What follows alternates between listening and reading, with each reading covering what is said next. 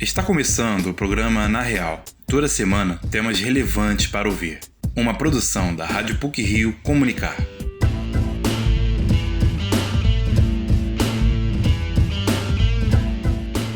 Você sabia que a inteligência artificial é um sistema que afeta as relações humanas?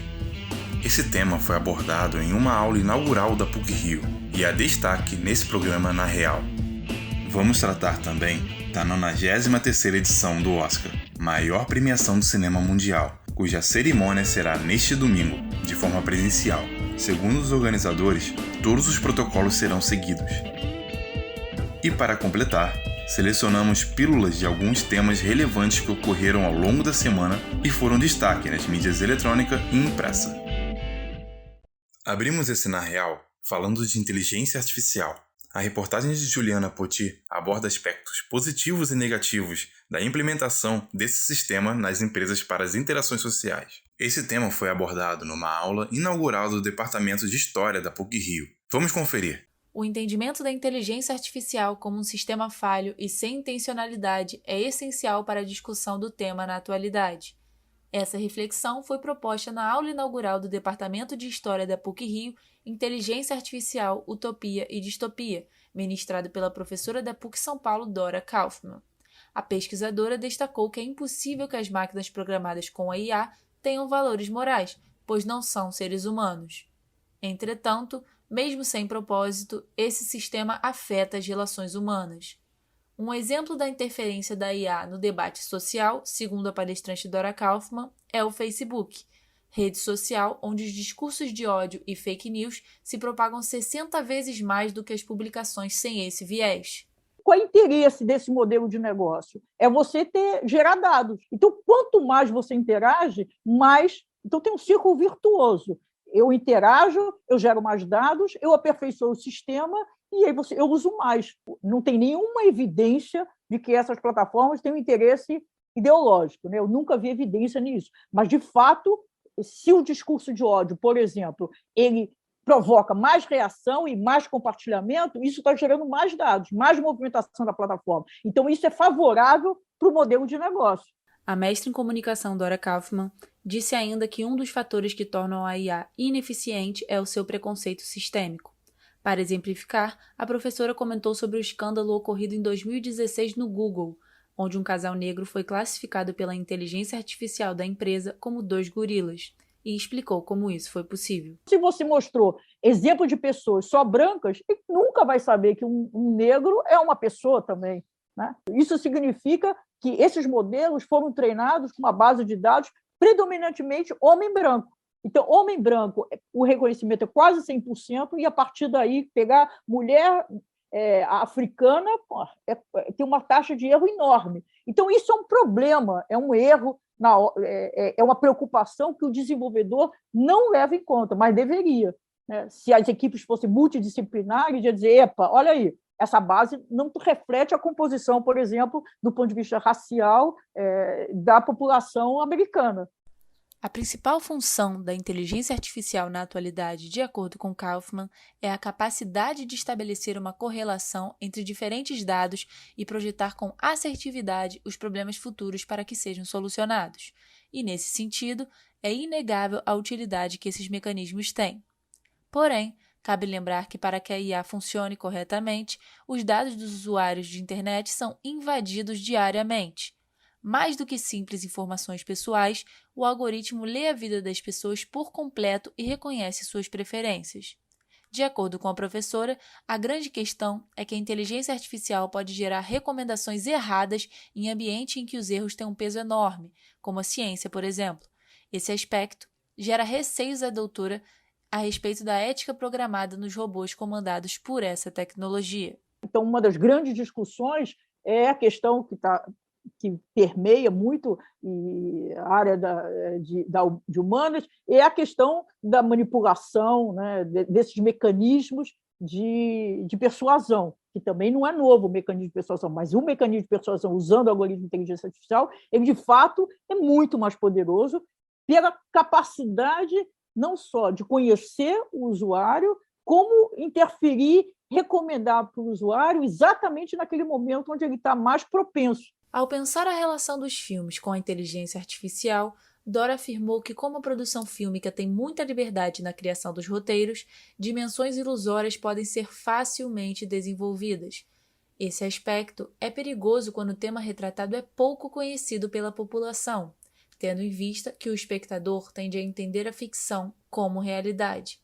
Dessa maneira, Dora Kaufman destacou o papel da cultura na difusão da IA para a sociedade leiga. No caso da inteligência artificial, os filmes eles prestam, de uma certa forma, um desserviço, porque nada do que mostra, ou quase nada do que mostra nesses filmes, tem a ver com a inteligência artificial hoje. Apesar de todos os efeitos da IA, é importante lembrar que ela também acelera muitos processos científicos. Kaufman relembra que, se não fosse por essa tecnologia, seria impossível criar as vacinas contra a Covid-19 nessa velocidade. Sendo assim, a pesquisadora finaliza ao dizer que a solução para as problemáticas expostas é a junção da área de humanas e exatas no desenvolvimento de limitações dessa tecnologia, para a construção de uma ética a ser implementada, mesmo que artificialmente. A aula inaugural completa da professora Dora Kaufman está disponível no canal do YouTube do Departamento de História da PUC-Rio, a quem desejar. Juliana Poti, para Na Real. Adiado por conta da pandemia, será neste domingo a premiação do Oscar em sua 93ª edição. Você vai saber nessa matéria quais são os filmes indicados e o que estão cotados como vencedores, além de atores, atrizes, diretores e outros selecionados. Quem conta tudo é a repórter Maria Jerk. Com takes de diversidade, closes em narrativas originais e trilhas de sucesso, o Prêmio Oscar de 2021 ocorrerá a todo vapor.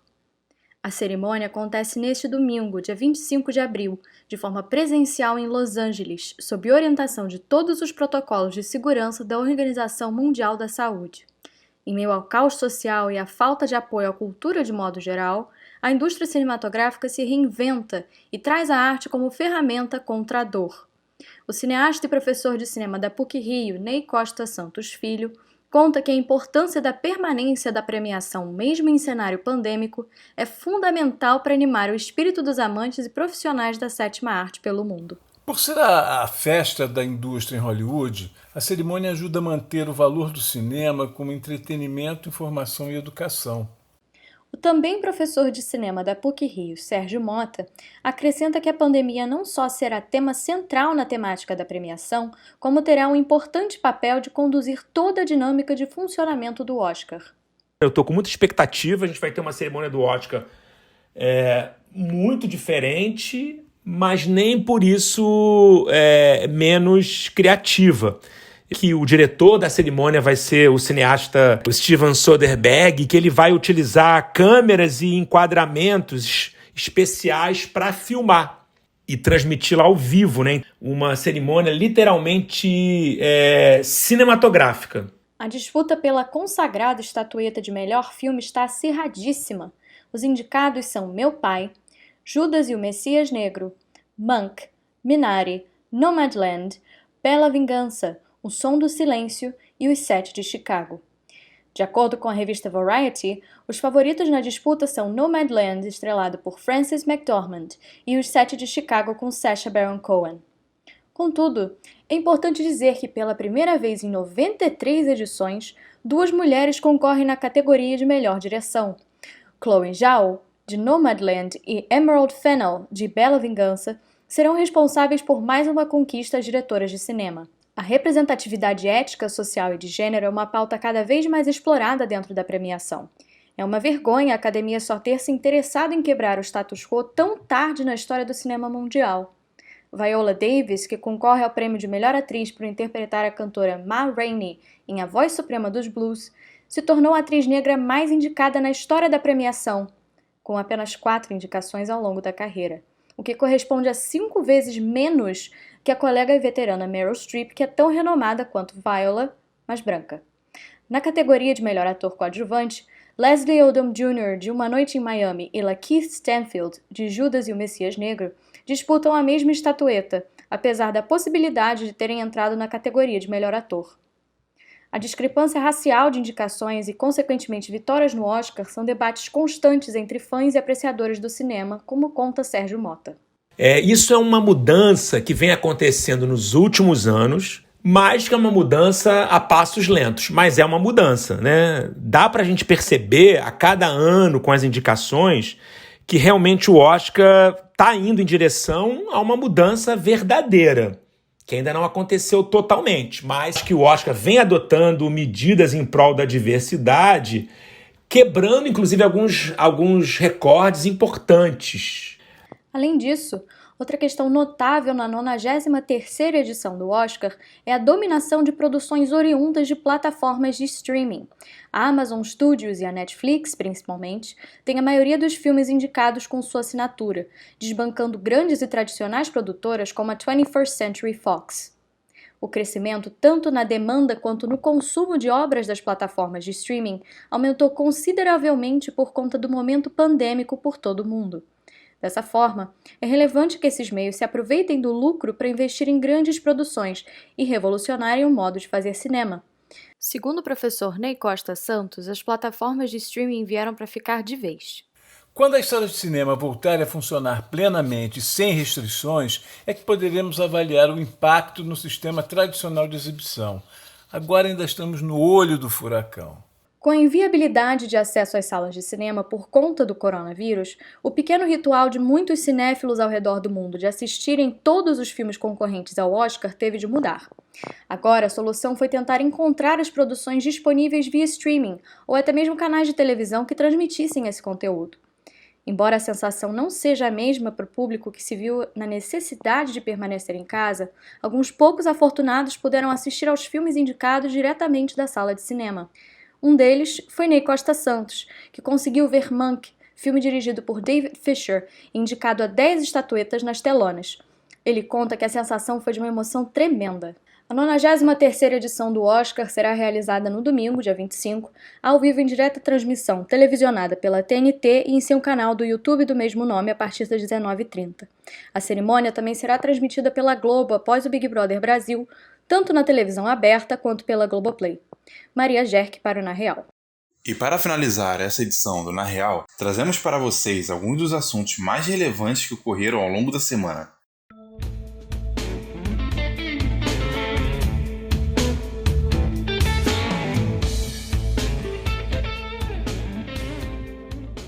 A CPI da Covid no Senado começará as investigações em cima do atraso na compra de vacinas e da indicação de remédios sem eficácia comprovada contra o novo coronavírus, como a cloroquina, por parte do governo federal. O direcionamento foi feito pelos senadores independentes e de oposição, que são maioria na comissão. É esperado que o ex-ministro da Saúde, Eduardo Pazuello, seja convocado para prestar esclarecimentos sobre o tema. Ernesto Araújo, que era ministro das Relações Exteriores do governo Bolsonaro até março desse ano, também deve ser chamado pela CPI. O presidente dos Estados Unidos, Joe Biden, planeja a retirada das tropas americanas do Afeganistão até o dia 11 de setembro, aniversário de 20 anos do maior atentado terrorista no Ocidente. A saída está marcada para 1º de maio e é programada para acabar até o 11 de setembro. Entretanto, ela pode durar até novembro, devido aos problemas no acordo com o Talibã firmado pelo ex-presidente Donald Trump. O Talibã afirmou em site oficial que, caso o acordo seja quebrado, o cessar-fogo de mais de 6 meses também seria, e ataques poderiam acontecer às tropas remanescentes. A decisão de Biden foi anunciada ao Washington Post, e apesar de parecer que a chamada Guerra Eterna está terminando, pelo visto, não é bem assim. A ida do ser humano a Marte é cada dia que passa uma realidade maior. Na última segunda-feira, a NASA pousou um mini-helicóptero no planeta vermelho. É o primeiro voo motorizado e controlado que o ser humano consegue realizar em outro planeta. A operação era extremamente desafiadora, já que o ar em Marte é muito rarefeito, com menos de 1% da pressão atmosférica da Terra. O mini-helicóptero, que se assemelha a um drone, ajudará a NASA a coletar mais dados sobre o planeta. 900 milhões de dólares. Esse é o valor que a organização da Olimpíada de Tóquio 2021 vai desembolsar exclusivamente para medidas de proteção contra o coronavírus. Serão mais de 10 mil atletas competindo nas mais diversas modalidades, desde individuais às em grupo. Ou seja, um enorme fluxo de pessoas juntas que poderiam potencializar o contágio. Para isso, a organização espera um número elevado de profissionais de saúde para atender toda a demanda já natural dos atletas, somada aos cuidados necessários para com a pandemia. As medidas vão desde uma clínica montada só para isso, com todo o aparato técnico e testes PCR, até as condições dos alimentos disponíveis para os atletas. Os gastos totais com a Olimpíada e pelo adiamento já chegam a 15,4 bilhões de dólares e serão repartidos também com os patrocinadores do evento. Começou nesta semana a vacinação contra a gripe no estado do Rio de Janeiro. Na primeira fase, recebem as vacinas profissionais de saúde e gestantes. Depois, os imunizantes vão ser disponibilizados para as crianças que têm entre 6 meses e 6 anos de idade. A próxima fase é para os idosos, indo primeiro para os mais velhos e depois para os mais novos. Por fim, a vacina estará disponibilizada para outros grupos prioritários, como pessoas com comorbidades e trabalhadores das forças de segurança. A expectativa da Secretaria Municipal de Saúde é de vacinar 6.800.000 pessoas. E por hoje é só. O programa Na Real é produzido por estagiários da Rádio PUC e tem edição e supervisão de Célio Campos. Lembramos que a Rádio PUC faz parte do Comunicar, cuja coordenação é de Lilian Sabac. Até mais!